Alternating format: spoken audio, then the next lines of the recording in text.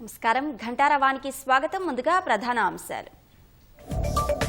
ఆరోగ్య ఉత్సవాలకు శ్రీకారం చుట్టిన సీఎం రేవంత్. 16 నర్సింగ్ కళాశాలలు, 213 అంబులెన్స్లు ప్రారంభించిన రేవంత్. పనిచేసే ప్రభుత్వాన్ని బద్నాం చేస్తున్నారన్న సీఎం. ఎన్నికల్లో ప్రజలే వారికి కర్రు కాల్చి వాత పెట్టాలని పిలుపు.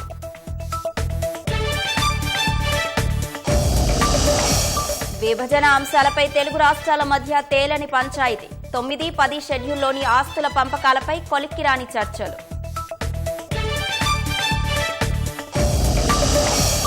మాట మార్చడంలో రేవంత్ రెడ్డి పీహెచ్డీ చేశారన్న హరీష్ రావు. గతంలో 3 పంటలకు ఇవ్వాలని రైతు బందే ఎగ్గొట్టారని ధ్వజం.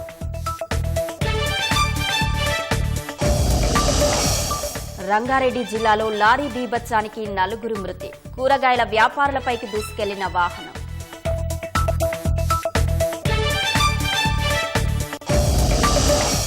రంగారెడ్డి జిల్లాలో మహిళా కానిస్టేబుల్ దారుణ హత్య. ప్రేమ వివాహం చేసుకుందని తమ్ముడే చంపినట్లు అనుమానాలు.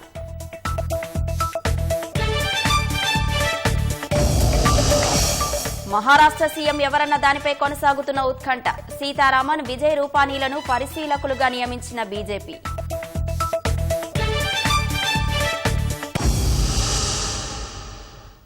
సిద్దిపేట జిల్లా బండతిమ్మాపూర్లోని కోకాకోలా గ్రీన్ ఫీల్డ్ ప్లాంట్ను ముఖ్యమంత్రి రేవంత్ రెడ్డి ప్రారంభించారు. ఈ కార్యక్రమంలో మంత్రులు శ్రీధర్ బాబు, కొండా సురేఖ, పొన్నం ప్రభాకర్ పాల్గొన్నారు. మంత్రులతో కలిసి CM Revanth Reddy plant production విభాగాన్ని సందర్శించి కోకాకోలా ఉత్పత్తి విధానాన్ని పరిశీలించారు. కోకాకోలా, థమ్సప్ వంటి శీతల పానీయాలను ఉత్పత్తి చేసే హిందుస్థాన్ బ్యూవరేజెస్ సంస్థ బండతిమ్మాపూర్ ఫుడ్ పార్క్ లో నిర్మించింది. దాదాపు 1000 కోట్ల వ్యయంతో, ఆధునిక సాంకేతిక పరిజ్ఞానంతో ఈ ప్లాంట్ పూర్తి చేశారు. ఇటీవలే గ్రీన్ ఫీల్డ్ బాటిలింగ్ ప్లాంట్ పూర్తి కాగా మొత్తం సామర్థ్యంతో పనిచేసే నాటికి 400 మందికి కొత్తగా ఉద్యోగాలు లభించనున్నాయి.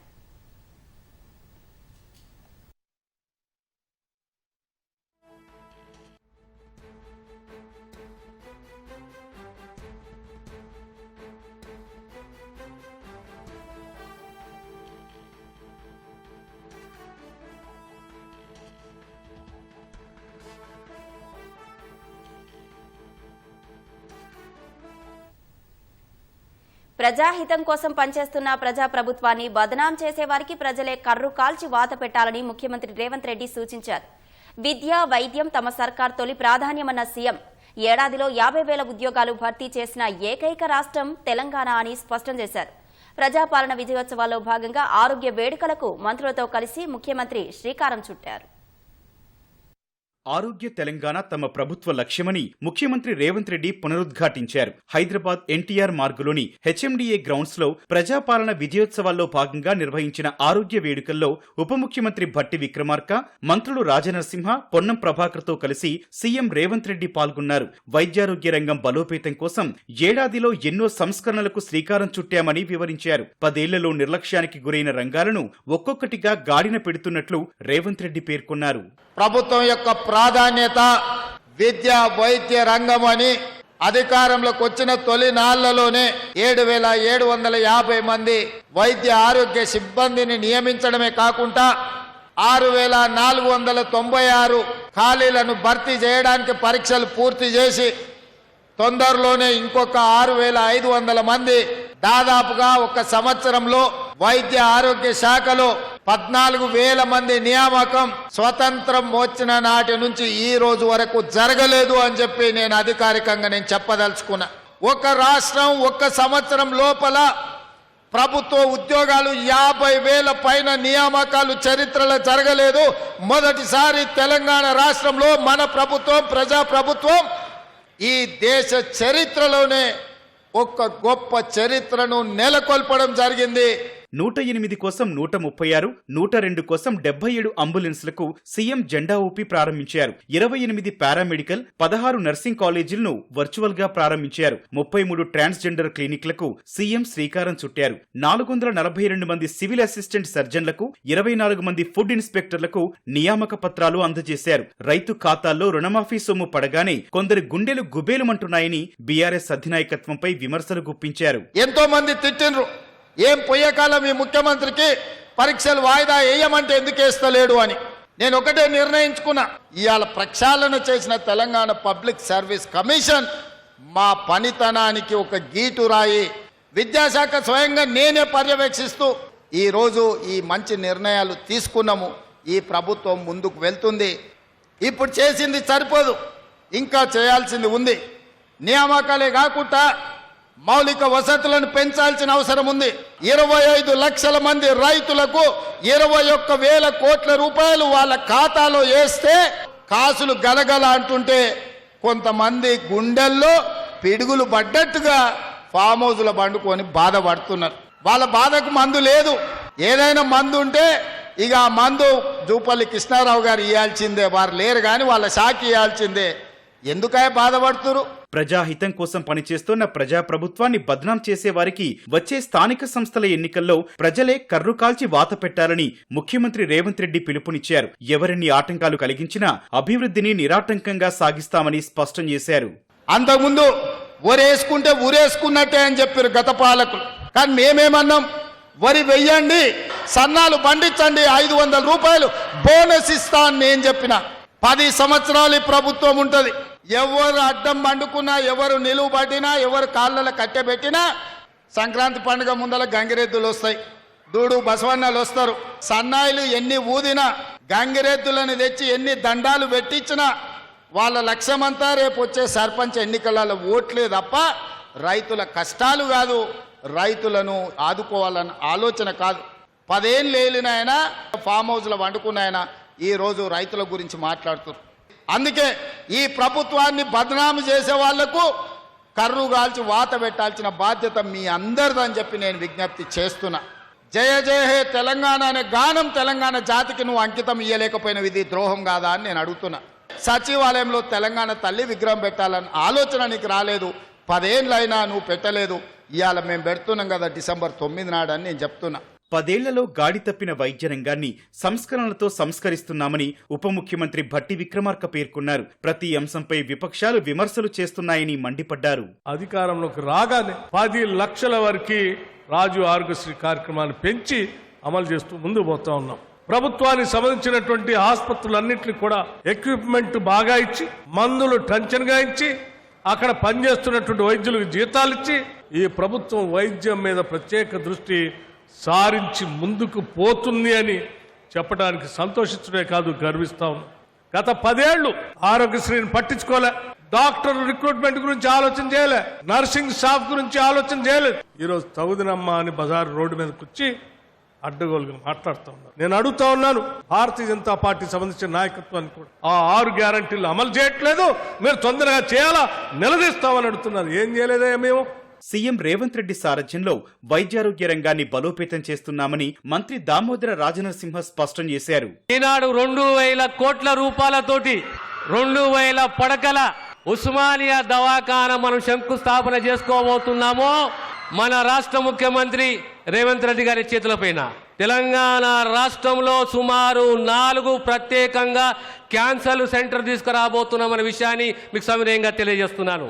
ముఖ్యమంత్రి గారు స్పందించి గాంధీ మెడికల్ కాలేజ్కు, ఉస్మానియా మెడికల్ కాలేజ్కు 200 కోట్ల రూపాయలతోటి హాస్టల్ భవనాల మంజూరు, శంకుస్థాపన చేయడం జరిగింది. రాష్ట్ర ఆరోగ్య రంగంలో చేయాల్సిన పనులు మరిన్ని ఉన్నాయన్న సీఎం ఆ దిశగా మరింత ఉత్సాహంతో ముందుకు సాగుతామని అన్నారు.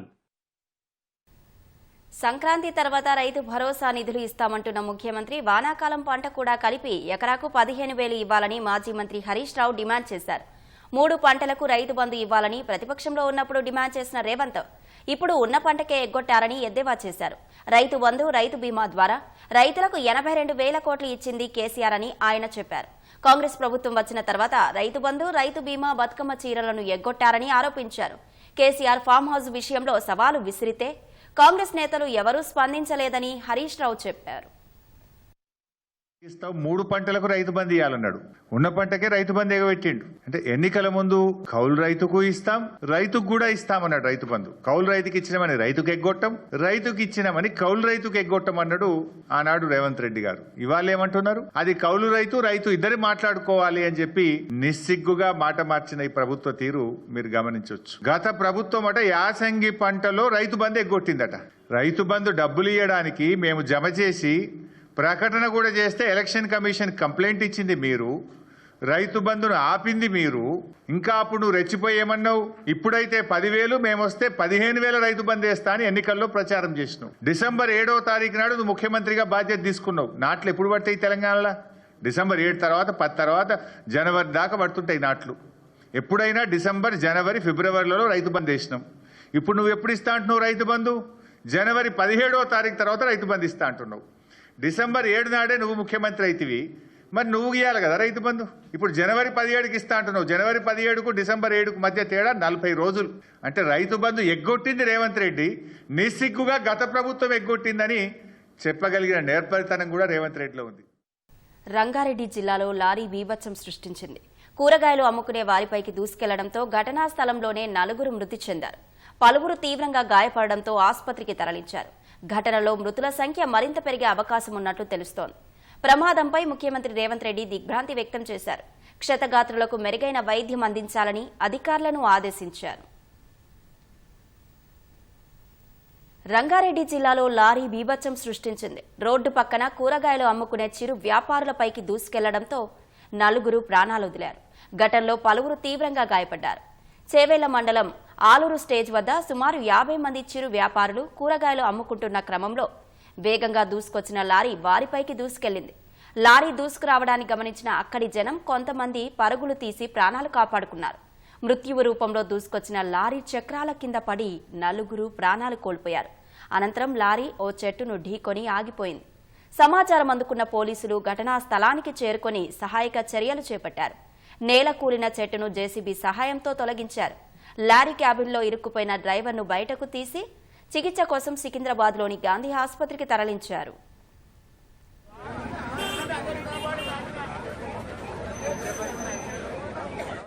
లారీ బీభత్సంతో హైదరాబాద్ బీజాపూర్ రహదారిపై భీతావహ పరిస్థితి నెలకొంది. ప్రమాదంలో మరణించిన వారిని రాములు, ప్రేమ్, సుజాతగా పోలీసులు గుర్తించారు. క్షతగాత్రులను చేవెళ్ల ప్రభుత్వ ఆసుపత్రికి తరలించారు. మృతుల సంఖ్య మరింత పెరిగే అవకాశం ఉన్నట్లు తెలుస్తోంది.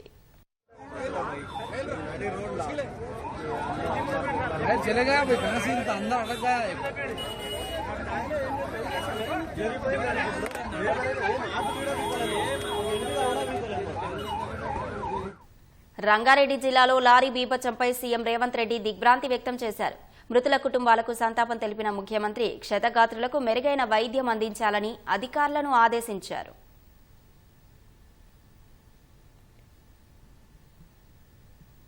రంగారెడ్డి జిల్లా ఇబ్రహీంపట్నం మండలం రాయపోల్లో ఉదయం నడి రోడ్డుపై జరిగిన మహిళా కానిస్టేబుల్ హత్యోదంతంపై పోలీసులు ముమ్మర దర్యాప్తు చేస్తున్నారు. నిందితుడి కోసం గాలిస్తున్నారు.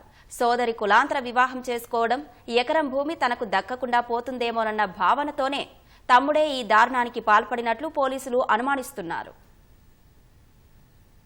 రంగారెడ్డి జిల్లా ఇబ్రహీంపట్నం మండలం రాయపోలులో జరిగిన మహిళా కానిస్టేబుల్ హత్య కేసులో పోలీసుల దర్యాప్తు కొనసాగుతోంది. హయత్నగర్ పోలీస్ స్టేషన్లో కానిస్టేబుల్గా విధులు నిర్వహిస్తున్న నాగమణి రాయపోలు నుంచి ఉదయం బయలుదేరి స్టేషన్కు వెళుతూ ఉండగా దారుణ హత్యకు గురైంది. నిందితుడు కారుతో నాగమణి ద్విచక్ర వాహనాన్ని ఢీకొట్టి కత్తితో పొడిచి చంపినట్లు పోలీసులు ప్రాథమికంగా గుర్తించారు.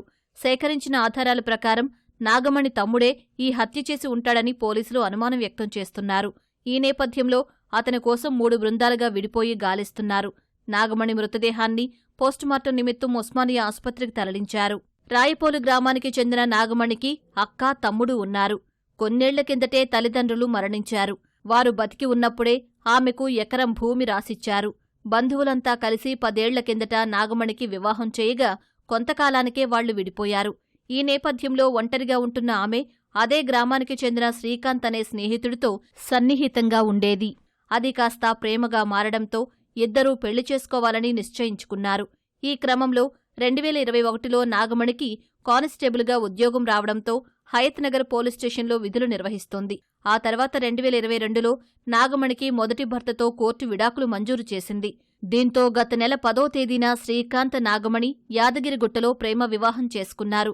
తనది వేరే కులం కావడంతో ఈ పెళ్లిని నాగమణి తమ్ముడు జీర్ణించుకోలేకపోయాడని మృతురాలి భర్త శ్రీకాంత్ చెప్పారు. ఈ నేపథ్యంలో భయభ్రాంతులకు గురైన దంపతులు మన్సూరాబాద్ పరిధిలో నివాసం ఉంటున్నారు. ఆదివారం సెలవుదినం కావడంతో దంపతులిద్దరూ రాయపోలులోని శ్రీకాంత్ ఇంటికి వెళ్లారు. తిరిగి ఉదయం విధులకు బయలుదేరేందుకు వస్తూ ఉండగా నాగమణి హత్యకు గురైంది. ఆమె సోదరుడు ఈ హత్య చేశాడని నాగమణి భర్త శ్రీకాంత్ ఆరోపించారు. లాస్ట్ మంత్ నవంబర్లో 10th మా మ్యారేజ్ అయ్యింది. ఇంకా ఆ రోజు డైరెక్ట్ వాళ్ళకి తెలిసిపోయింది మా మ్యారేజ్ అయ్యింది అన్నట్టు. తెలిసిపోతే మేము ఆ రోజు నైట్ 8:30కి అట్లా ఇక్కడికి వచ్చి కంప్లైంట్ ఇచ్చినాం. కంప్లైంట్ ఇస్తే మేము కంప్లైంట్ ఇస్తుంటేనే వాడు 20 మందిని తీసుకొని వచ్చిండు. 20 మందిలో మా మాజీ సర్పంచ్ ఉండే వాడిగిన తీసుకొని వచ్చిండు. ఒక 20 మంది దాకా తీసుకొచ్చిండు. లొల్లి అవుతుందని వాళ్ళని పంపించేసిండు బయటికి. పంపిస్తే మమ్మల్ని ఎస్కాట్ ఇచ్చి ఒక సిటీలో ఉండరని సిటీ పంపించేసి మేము సిటీ వెళ్ళిపోయినాం. ఆ రోజు ఫ్యామిలీని చూడక చాలా రోజులు అవుతుందని చూసి పోదాం అన్నట్టు వచ్చినాం. ఇంట్లో సర్కిల్ కింద తీసుకొని ఇక పోదాం అన్నట్టు వెళ్ళినాం. మార్నింగ్ ఇక ఎవరి పనులు వాళ్ళు చేసుకొని ఇంట్లో చూసినట్టు ఉంటుంది, కలిసిపోయినట్టు ఉంటుంది అన్నట్టు ఇక మళ్ళీ మేము సిటీలోనే ఉందాం అన్నట్టు వెళ్ళిపోయినాం. ఇంకా వాడు ఎవరి ద్వారా ఇన్ఫర్మేషన్ తీసుకున్నాడో ఎవరు ఇచ్చారో ఇన్ఫర్మేషన్ తెలియదు. వాడు కరెక్ట్ టైంకి నేను ఇబ్రహీంపట్నం దాటిన అమ్మాయి ఇక వెళ్ళింది. అక్కడి నుంచి ఇంటి దగ్గర నుంచి వెళ్ళింది. ఇక ఆ సబ్ స్టేషన్ దగ్గరనే అటాక్ చేసి వేరే వాళ్ళ తరఫున ఫోర్స్ చేయించారు కానీ అమ్మాయికి ఇచ్చారు వార్నింగ్ బాగా. ఇక అమ్మాయి మెయిన్ అన్నట్టు ఇక అమ్మాయికి ఇచ్చారు, నువ్వు చేసుకుంటే చంపేస్తాం అది ఇది అని మాట్లాడిచ్చారు. 10 తారీఖు పెళ్ళి అయింది. పెళ్ళి అయిన నుంచి ఒక రోజు అక్కడ ఒక రోజు ఇక్కడ అన్నట్టుగానే ఉన్నారు. వాళ్ళు ఇక ఉంటారు, డ్యూటీకి పోతానే ఉంది. ఒక 4 రోజులు 6 రోజులు లీవ్ పెట్టుకుందంట. లీవ్ పెట్టుకొని మళ్ళీ 2 రోజులు పోయి వచ్చినాక మళ్ళీ కూడా పెట్టుకుంది. ఇక ఉంటుంది, మంచిగానే ఉండేది. మా ఇంటికి వచ్చి ఎవరేం అడగలేదు, ఎవరేం చేయలేదు. మరి ఈ నడుమ కుట్టాలు పెట్టుకొని ఇట్లా చేసినట్టు సార్. ఇప్పుడు అదర్ క్యాస్ట్ ఎవరైనా చేసుకుంటారు సార్, అది కామన్ అయిపోయింది. దాంట్లో చంపవలసిన అవసరం ఏమొచ్చింది సార్? చంపుతారా? మనిషిని చంపుతారా? ఒక జీవితాన్ని నాగం చేస్తారా? ఇదేనా సార్ జరిగేది పద్ధతి? వాడిని మాత్రం కఠినంగా శిక్షించాలి సార్. నిందితుడి కోసం 3 బృందాలుగా విడిపోయి గాలిస్తున్నట్లు పోలీసులు వెల్లడించారు. నిందితుడు సస్పెక్ట్ ఎవరైతారో వాళ్ళ బ్రదర్ని అనుమానిస్తున్నాం. అతను ఈ ఇన్సిడెంట్ ఈ హత్య చేసి ఉంటాడు అనేది ఆలోచన. పోలీస్ స్టేషన్లో లవ్ మ్యారేజ్ చేసుకున్నప్పుడు మాట్లాడినప్పుడు వాళ్ళు ఒక అమ్మాయి పేరు మీద ఎకరం ల్యాండ్ ఉండే, ఈమె తను లవ్ చేస్తున్న విషయం తెలుసుకొని ఒక 6 నెలల కిందనో సంవత్సరం కిందనో తన పేరు మీద రిజిస్ట్రేషన్ చేయించుకుంటానని తెలిసింది. ల్యాండ్ ఎకరం ల్యాండ్ మళ్ళీ ఫర్దర్ గా కూడా నువ్వు నా ల్యాండ్ కు జోలికి రావద్దు, దాని మీద ఒక బాండ్ పేపర్ రాసేయమనే విధంగా అడిగినట్లు తెలిసింది. దాని యాంగిల్లో కానీ మరి ఇంకేదైనా యాంగిల్లో కానీ జరిగి ఉండొచ్చు అనేది చూస్తాం. కౌన్సిలింగ్ ఇచ్చినప్పుడు ఎవరు వాళ్ళు కాంప్రమైజ్ అయ్యి వెళ్ళిపోయారు. ఇట్లా ఆయన చేష్టలు ఈ విధంగా అనుమానాస్పదంగా ఉన్నాయని కానీ మాకు ఎటువంటిదైతే ఏం రాలేదు, పిఎస్ కూడా రాలేదు. తమకు న్యాయం చేయాలంటూ బంధువులతో పాటు శ్రీకాంత్ ఇబ్రహీంపట్నం పోలీస్ స్టేషన్ ముందు ఆందోళనకు దిగారు. రోడ్డుపై బైఠాయించి నిరసన వ్యక్తం చేశారు. ములుగు జిల్లా చెల్పాక ఎన్కౌంటర్లో చనిపోయిన మావోయిస్టుల మృతదేహాలను భద్రపరచాలని పోలీసులను హైకోర్టు ఆదేశించింది. మృతదేహాలను కుటుంబ సభ్యులు బంధువులకు చూపించాలని స్పష్టం చేసింది. మావోయిస్టుల భోజనంలో విష ప్రయోగం జరిగిందని పౌర హక్కుల సంఘం దాఖలు చేసిన లంచ్ మోషన్ పిటిషన్పై హైకోర్టు విచారణ జరిపింది. బూటకపు ఎన్కౌంటర్ చేశారని పౌర హక్కుల సంఘం తరపు న్యాయవాది వాదనలు వినిపించారు. భోజనంలో మత్తు పదార్థాలు కలిపి మావోయిస్టులను కస్టడీలోకి తీసుకుని చిత్రహింసలు పెట్టి కాల్చి చంపారని తెలిపారు. మృతదేహాలపై తీవ్ర గాయాలున్నాయన్న న్యాయవాది వాటిని కుటుంబ సభ్యులకు చూపకుండా పోస్టుమార్టం చేశారని పేర్కొన్నారు. పోలీసులు ఎన్హెచ్ఆర్సీ నిబంధనలకు విరుద్ధంగా వ్యవహరించారని కోర్టు దృష్టికి తెచ్చారు.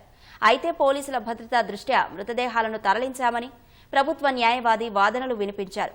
కేఎంసీ వైద్య నిపుణుల ఆధ్వర్యంలో పోస్టుమార్టం జరిగిందని, ప్రక్రియను మొత్తం వీడియో తీశామని తెలిపారు. ఇరువైపుల వాదనలు విన్న న్యాయస్థానం ములుగు జిల్లా చల్పాకలో జరిగిన ఎన్కౌంటర్లో చనిపోయిన మావోయిస్టుల మృతదేహాలను భద్రపరచాలని పోలీసులను ఆదేశించింది.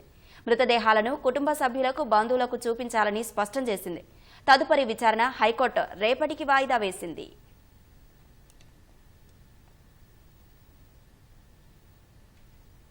విభజన అంశాలపై 2 తెలుగు రాష్ట్రాల అధికారుల కమిటీ సమావేశం 2 గంటల పాటు సాగింది. ఏపీలోని మంగళగిరిలో సీఎస్ల కమిటీ నేతృత్వంలో జరిగిన సమావేశంలో విద్యుత్ బకాయిల అంశంపై ఎటూ తేలలేదు. 3 అంశాలపై ఈ సమావేశంలో 2 రాష్ట్రాల మధ్య అంగీకారం జరిగిందని అధికారులు తెలిపారు. 861 కోట్ల మేర లేబర్ సెస్ ఏపీ, తెలంగాణ మధ్య పంపకానికి అంగీకారం కుదిరింది. పన్నులు పంపకాలపై ఇరు రాష్ట్రాల శాఖల అధికారులు సమావేశమై పంపకాలపై ఓ నిర్ణయానికి రావాలని అభిప్రాయపడ్డారు. 9, 10 షెడ్యూల్ సంస్థల ఆస్తులు, అప్పుల పంపకాల విషయంలోనూ ఎటూ తేలలేదు. ఉద్యోగుల మార్పిడిపైన సమావేశంలో సుదీర్ఘంగా చర్చించారు. ఎక్సైజ్ శాఖకు సంబంధించి ఏపీకి అధికంగా చెల్లించిన 81 కోట్ల బకాయిల అంశం పరిష్కారమైంది. వాటిని తిరిగి చెల్లించినట్లు ఏపీ వివరించింది. డ్రగ్స్ రవాణాపై 2 రాష్ట్రాల పోలీసు, ఎక్సైజ్ శాఖలతో జాయింట్ కమిటీ వేయాలని 2 రాష్ట్రాల సీఎస్లు నిర్ణయించారు. మరో 2 అంశాలపైన ఏకాభిప్రాయం కుదిరింది. దీనిపై 2 రాష్ట్రాలు ఒప్పందానికి రావాలని నిర్ణయించారు. మరోమారు విభజన అంశాలపై సమావేశం కావాలని ఇరు రాష్ట్రాల సీఎస్లు నిర్ణయించుకున్నారని అధికారులు తెలిపారు. కాళేశ్వరం కమిషన్ విచారణ కొనసాగుతోంది. అమెరికాలో ఉన్న dam safety authority EE Muralikrishna online ద్వారా జస్టిస్ పీసీ ఘోష్ కమిషన్ ముందు హాజరయ్యారు. మేడిగడ్డ, అన్నారం, సుందిల్ల ఆనకట్టల సేఫ్టీ విషయమై ఆరా తీసిన కమిషన్ 3 బ్యారేజీల్లో నీరు నిల్వ చేయవచ్చా అని ప్రశ్నించింది. స్పెసిఫైడ్ బ్యారేజీలను డ్యాంలుగా గుర్తించి నీరు నిల్వ చేయవచ్చని మురళీకృష్ణ తెలిపారు. స్పెసిఫైడ్ బ్యారేజీలుగా ఎప్పుడు గుర్తించారని కమిషన్ ప్రశ్నించింది. 2021లో డ్యామ్ సేఫ్టీ చట్టం వచ్చిన అనంతరం 2022లో గుర్తించినట్లు మురళీకృష్ణ సమాధానమిచ్చారు. స్పెసిఫై బ్యారేజీలు గుర్తించడంలో ఎందుకు ఆలస్యమైందని కమిషన్ ఆగ్రహం వ్యక్తం చేసింది. ప్రాజెక్ట్ అథారిటీలు తగిన సమయంలో అన్ని వివరాలు ఇవ్వలేదని మురళీకృష్ణ చెప్పారు. ఆనకట్టల్లో వరుసగా జరిగిన డ్యామేజీల గురించి తెలుసా అని జస్టిస్ పీసీ ఘోష్ ప్రశ్నించారు. డ్యామేజీల గురించి క్షేత్రస్థాయి నుంచి లిఖితపూర్వకంగా రాలేదని మురళీకృష్ణ సమాధానమిచ్చారు.